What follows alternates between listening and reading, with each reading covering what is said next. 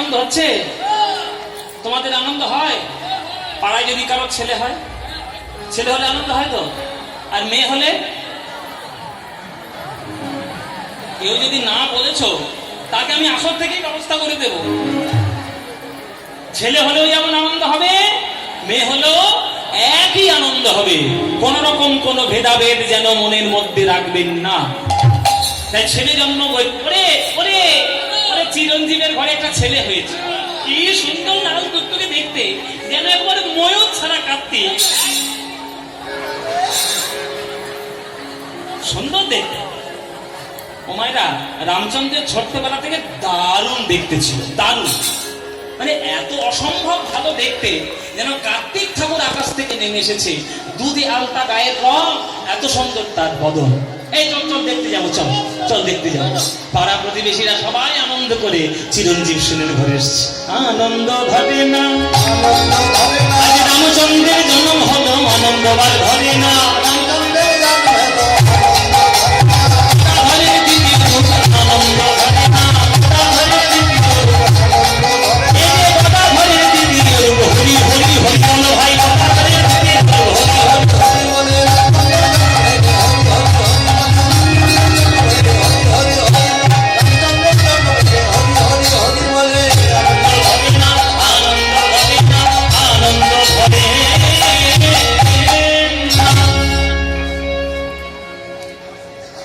সঠিক পরিবেশে যদি কেউ পড়ে, সঠিক মানুষ সে হয়।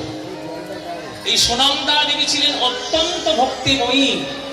তাই ছোট্টবেলা থেকে কোলে বসিয়ে ছেলেকে নাম, ছেলেকে হরিনাম, ঠাকুরের নাম শুনিয়ে দিয়েছে। হ্যাঁ, ছোট্টবেলা থেকে করতালি দিয়ে বসিয়ে বসিয়ে নাম করিয়েছে। বলো,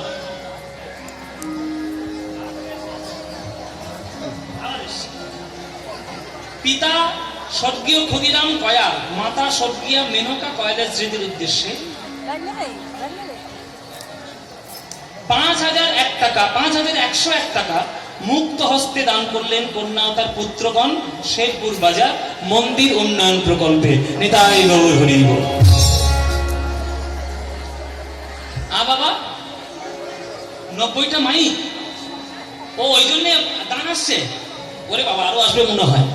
আচ্ছা, যদি আসে আমি কর্তৃপক্ষদের কাছে অনুরোধ করব, যাদের যাদের আসবে এবং এইরকম নাম যদি বলার প্রয়োজন হয়, আপনারা একটা জায়গায় লিস্ট করে রাখবেন। লিস্ট করে তারপরে গানের শেষে একটা ৫ মিনিট সময় ধরে প্রত্যেককে নামটা বলে দেবে। তাহলে একবার করে আসবে, একবার করে বলবো, এতে ভাবটা নষ্ট হবে। ওই জন্য যারা যারা দেবে একটা লিস্ট করে রাখবেন। আমার গানটা হয়ে গেলে তখন আপনারা মাইক ধরে সবার নামটা প্রচার করে দেবেন। জয় নিতাই গৌর হরি বল। ও মায়েরা, ছোট্টবেলা থেকে সংস্কার পাচ্ছে মায়ের কোলে। বলো তো বাবা, আমার কোলে বসে বসে একটু হরিনাম করো তো। হরিনাম ছাড়া গতি নেই। মায়ের কোলে বসে বসে ছোট্ট রামচন্দ্র সংস্কার পাচ্ছে। বলো বলো বাবা, করতালি দিয়ে বলো, বলো হরে কৃষ্ণ হরে কৃষ্ণ কৃষ্ণ কৃষ্ণ হরে হরে, হরে রাম রাম রাম হরে হরে। হরি হরায় নমঃ কৃষ্ণ যাদবায় নমঃ, হরি হরায় নমঃ কৃষ্ণ যাদবায় নমঃ, হরি হরায় নমঃ কৃষ্ণ যাদবায় নমঃ, হরি হরায় নমঃ কৃষ্ণ যাদবায় নমঃ। ভগবান গোবিন্দ নাম শ্রীমধুসূদন,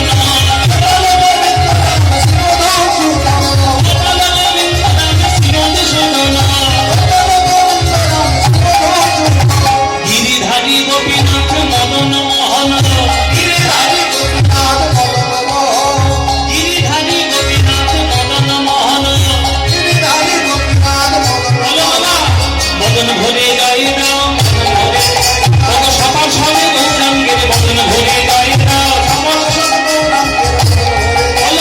জয় রূপ সনাতন ভক্ত রঘুনাথ, জয় রূপ সনাতন ভক্ত রঘুনাথ, শ্রীদেবী গোপাল ভক্ত দাস রঘুনাথ, শ্রীদেবী গোপাল ভক্ত দাস রঘুনাথ। এইবার মায়েদের কাছে আমার প্রশ্ন, আপনারাও মা, এখানে আজকে যারা গান শুনতে এসছেন, কটা মা এই গানটা ছেলেকে কোলে করে নিয়ে তাকে শিখিয়েছেন? হাত তুলুন। কটা মা এই গান শিখিয়েছেন? তা তোমরা বৃদ্ধাশ্রমে যাবে না কে যাবে? পাড়ার ওই অন্য লোকেরা। শিক্ষা তো তোমরাই দিচ্ছ না। জেনে রাখবে, বাচ্চা হলো কাদার তাল, যে ছাঁচে তাকে ফেলবে সেই ঠাকুর বেরোবে। রামের ছাঁচে ফেললে রামই হবে, রাবণের ছাঁচে ফেললে রাবণই হবে। তাই দোষটা বাচ্চাদের নয়, তোমাদের। ছেলে বাচ্চা করে রয়েছে আর তুমি বসে বসে সিরিয়াল দেখছো। বোঝে না, সে বোঝে না, ও তো জীবনে কিছু বুঝবে না। শিখিয়েছো কোনোদিন এই কোলে করে এই নিতাই গৌরের নাম? দেখো সুনন্দা দেবী কত বড় শিক্ষিতা, কত বড় সংস্কারী মেয়ে। কোলে বসিয়ে ছেলেকে বলছে, বলো তো বাবা, আমার হাতে তালি দিয়ে দিয়ে বলো। 6 মাসের শিশু, 1 বছরের শিশু তালি দিয়ে বলাচ্ছে, বলো বাবা, বলো বলো, নিতাই নিতাই নিতাই, বলো গৌর গৌর গৌর, বলো বাপ শ্রীকৃষ্ণ চৈতন্য সুন্দর, বলো বাপ শ্রীকৃষ্ণ চৈতন্য সুন্দর, শিবাজি অদ্বৈত আর গদাধর, শিবাজি অদ্বৈত আর গদাধর, জয় রূপ সনাতন ভক্ত রঘুনা, জয় রূপ সনাতন ভক্ত রঘুনা, শ্রীদেবী গোপাল ভক্ত দাস রঘুনা, শ্রীদেবী গোপাল ভক্ত দাস রঘুনা, এই ছয় গোসাইয়ের করি চরণ বন্দ, এই ছয় গোসাইয়ের করি চরণ বন্দ, যাহা হইতে বিঘ্ন না অভিষ্ট পুরাণ, যাহা হইতে বিঘ্ন না অভিষ্ট পুরাণ, এই ছয় গোসাই যবে ভোগে কইলে বাস, এই ছয় গোসাই যবে ভোগে কইলে বাস, রাধা কৃষ্ণ নিত্য লীলা করিলেন তো, রাধা কৃষ্ণ নিত্য লীলা করিলেন তো, বাবা বদল ভোগে গলে দাও, ভোগে গলে দাও, সবার সাথে গৌরাঙ্গের বদল ভোগে গলে দাও, সবার সাথে গৌরাঙ্গের বদল ভোগে গলে দাও, সবার সাথে গৌরাঙ্গের জয় দিলে তৈরি হবে, সবার সাথে গৌরাঙ্গের জয় দিলে তৈরি হবে,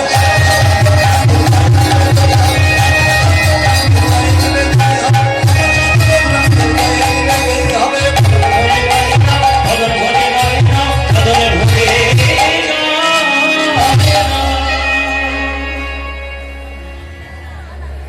মায়ের কোলের শিক্ষা পেতে পেতে রামচন্দ্র বড় হচ্ছে। ধীরে ধীরে ধীরে ধীরে 8 বছর বয়সে পা দিল। যেই 8 বছর বয়সে পা দিল, সুনন্দা দেবী আবারও একবার গর্ভবতী হলেন। সুনন্দা দেবীর গর্ভ আবার পরিপূর্ণ হলো। দ্বিতীয় সন্তান তার গর্ভে এলো। এইবার তার এই দ্বিতীয় সন্তান কাল হলো। কি কাল মায়েরা? দ্বিতীয় সন্তান যখন 8ম মাস গর্ভ ধারণ করছে, সুনন্দা দেবীর স্বামী চিরঞ্জীব সেন মৃত্যুবরণ করলেন।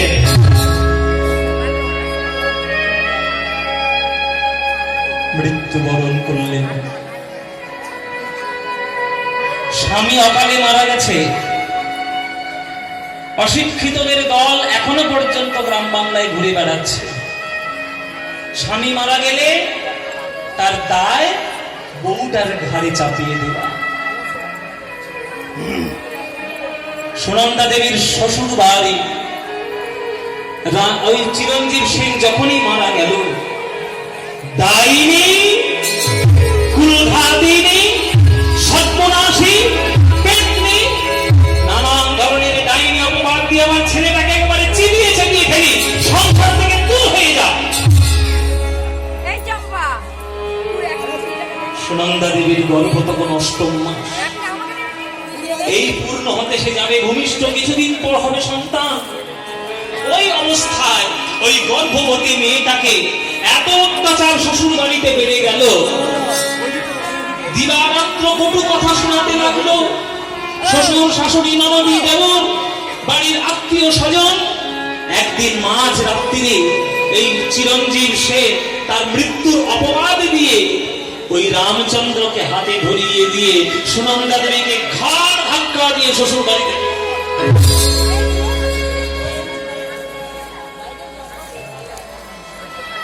একটা মেয়ে শ্বশুর বাড়ি থেকে যখন বিতাড়িত হয়, কেবলমাত্র তার আশ্রয়ের জায়গা একটাই হয়ে যায়, সেটা কোথায়? বাপের বাড়ি একমাত্র আশ্রয়। বাবার বাড়ি চলে এলো সুনন্দা দেবী। বাবার বাড়ি কোথায়? বর্ধমান জেলার শ্রীখণ্ড গ্রামের দামোদর পণ্ডিতের বাড়ি তার বাপের বাড়ি। বর্ধমান জেলার শ্রীখণ্ড গ্রাম, আপনারা শুনেছেন রঘুনন্দনের সেই লীলা আছে না, গোপীনাথ নাড়ু দাও, রঘুনন্দন নাড়ু খা, আমার গুরুদেবের তৈরি করা পালা। ভক্ত রঘুনন্দন, ওই রঘুনন্দনের বাড়ি যে শ্রীখণ্ড গ্রাম, ওই শ্রীখণ্ড গ্রামের এক শাক্ত উপাসক, শাক্ত ভক্ত ছিলেন এই দামোদর পণ্ডিত। সেই দামোদর পণ্ডিতের বাড়িতে এসে সুনন্দা দেবী আওয়াজ হারকে বললেন, বাবা তুমি কোন ঘরে আমায় বিয়ে দিয়েছিলে? বাবা, স্বামী ছিল আমার দেবতার মতো, কিন্তু আমার শ্বশুর বাড়ির লোকজন ভালো নয়। বাবা দেখো বাবা, আমার এই অবস্থা, আমার আজ 8 মাস, আমার দ্বিতীয় সন্তান আমার গর্ভে, আর আমার শ্বশুর বাড়ির লোকেরা বলছে আমি নাকি আমার স্বামীর মৃত্যুর জন্য দায়ী। তুমি বলো বাবা, অগ্নি সাক্ষী করে যে মানুষটার সঙ্গে আমি বিবাহ করে তার সংসারে গেছি, আমি কি তার মৃত্যুর কারণ হতে পারি? আমাকে ঘাড় ধাক্কা দিয়ে বের করে দিয়েছিল। আমার এই বড় ছেলে রামচন্দ্র, আমার এই দ্বিতীয় সন্তান গর্ভে, আমি কোথায় যাবো বাবা তোমার চরণ ছাড়া? তোমার বাড়িতে এসছি, বলো বাবা তোমার বাড়িতে আমাকে কি ঠাঁই দেবে? দামোদর পণ্ডিত বলছে, মা আমার ঘরের লক্ষ্মী চলে গেছিল, আমার ঘরের লক্ষ্মী আবার ফিরে এসেছে। কাঁদছিস কেন মা? আমি তো আছি, আমি আছি। এই দামোদর পণ্ডিত, এই বুড়োটা যতদিন বেঁচে থাকবে তোর কোনো চিন্তা নেই, তোর সন্তানদেরকে মানুষ করে দেওয়ার দায়িত্ব আমার কোলে বড় হবে, আমার মায়ের সামনে তোর দ্বিতীয় সন্তান জন্মগ্রহণ করবে, তোর কোনো চিন্তা নেই, আমি আছি মা। আমার একটা কাজের লোক দরকার ছিল, বুড়ো হয়ে যাচ্ছি তো, আমার মার জন্য একটু মালা কাঁথা, চন্দন ঘষা, প্রসাদের ব্যবস্থা কর। তুই যখন এসছিস মা, তোর সন্তান হয়ে যাওয়ার পর তুই যখন সুস্থ হবি, তখন আমার ওই কাজটুকু করে দিস, আর তোর দুটো ছেলেকে মানুষ করে দেওয়ার দায়িত্ব আমার, তোর কোনো চিন্তা নেই। হরিবোল মায়েরা, ওই শ্যামা মা কালীর সামনে ওই সুনন্দা দেবীর দ্বিতীয় সন্তান জন্মগ্রহণ করেছিলেন, তার নাম হয়েছিল গোবিন্দ কবিরাজ। বড় ভাইয়ের নাম রামচন্দ্র কবিরাজ, ছোট ভাইয়ের নাম গোবিন্দ কবিরাজ। সেই গোবিন্দের জন্ম হলো ওই মা কালীর সামনে। মা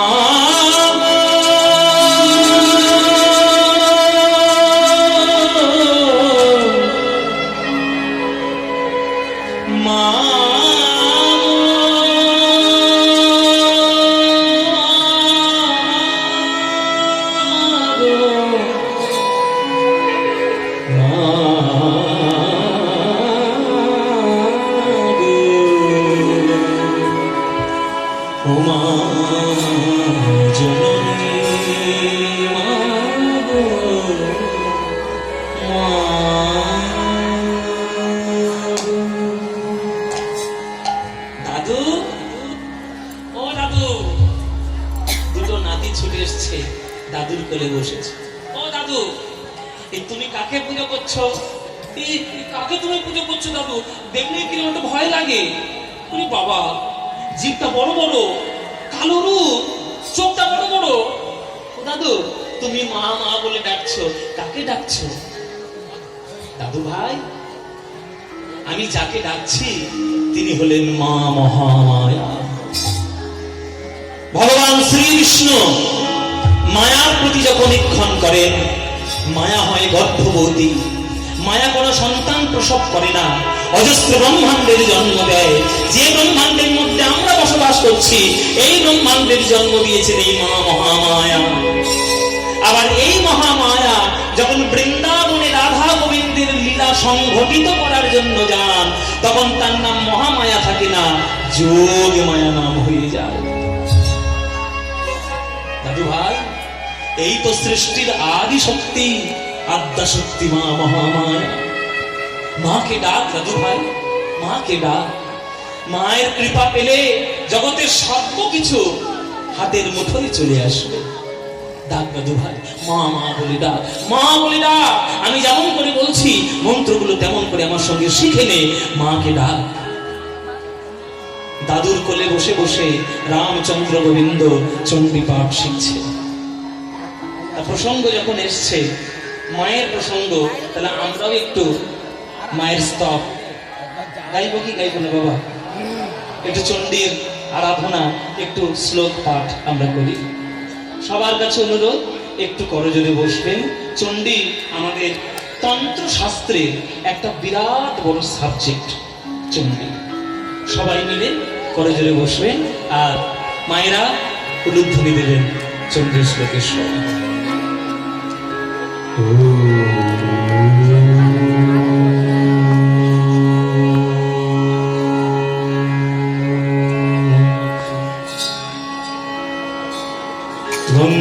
स्वाहा त्वं स्वधा त्वं हि वशतकार स्वरादिमेका स्वरातमक्षरेणि त्रिभात्रादितस्थिता अर्धमात्रास्थिता यानक्षरया विशेषतः त्वयैव धार्यते सर्वं त्वयि तत्सृज्यते जगत् त्वयि तत्पाल्यते देवी त्वमस्सन्ते सर्वदा सृष्ट सृष्टि रूपा त्वं स्थितिर्मानपालने तथा संधीर्ति रूपान्ते जगतस्य जगन्मय महाविद्या महामाया महामेधा महाश्रुतिः महामोहा भगवती महादेवी महाशूरि प्रकृतिस्तवङ्गिः गुणस्य सर्वत्र विभागी कालरात्रि महारात्रि महारात्रिश्च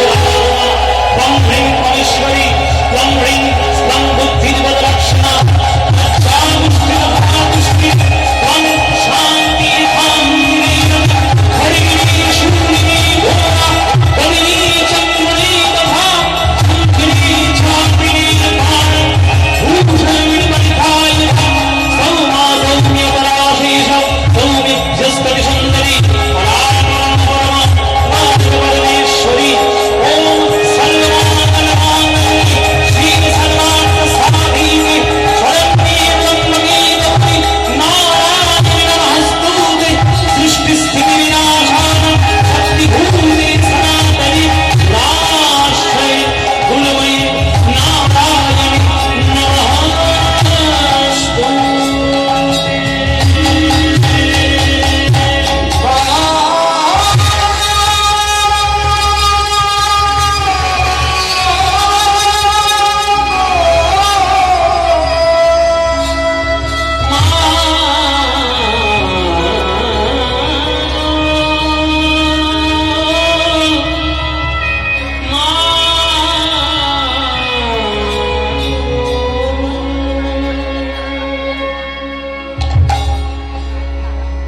মনোরে মনোরে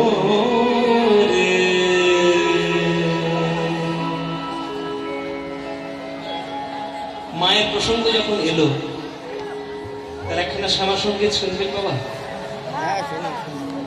সচরাচর যে শ্যামাসঙ্গীত গুলো আপনারা শুনে থাকেন সেই শ্যামাসঙ্গীত আজকের গাইব না। আজকের একটা নতুন গান আপনাদেরকে শোনাবো, নতুন শ্যামাসঙ্গীত।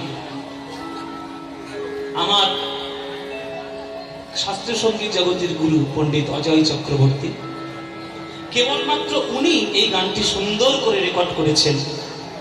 এত সুন্দর গান বাংলার বুকে যে লেখা হয়েছে, আমরা বাঙালি হিসেবে গর্বিত।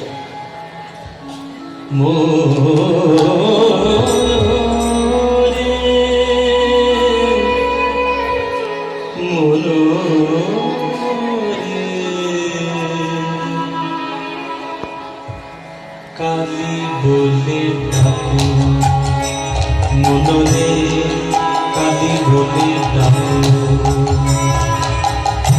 আমার কথা শোনো, কথা রাখো, তুমি ঘরের বাহির হইও না। কম কথা শোনো, কথা রাখো, ঘরের বাহির হইও না তো মনরে কালি বলে ডাকো, মনরে কালি বলে ডাকো।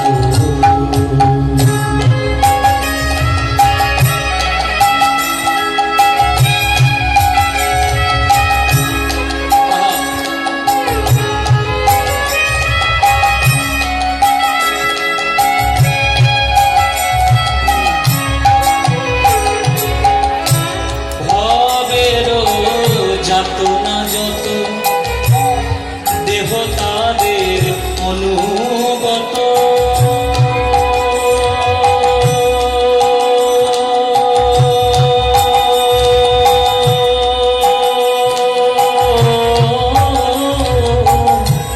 ভাবের যাতনা যত দেহ তাদের অনুগত, দেহ জানে আর দুঃখ জানে, দেহ জানে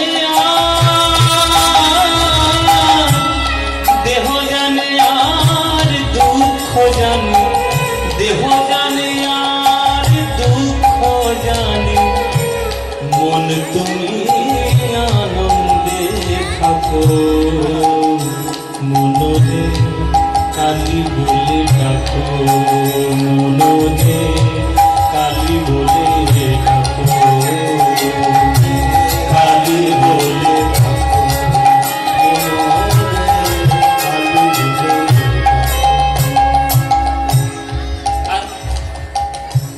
আস্তে আস্তে এই কথা এত বলতে সারাক্ষণ ধরে, এই যে এতক্ষণ ধরে তোমরা কীর্তন শুনছো,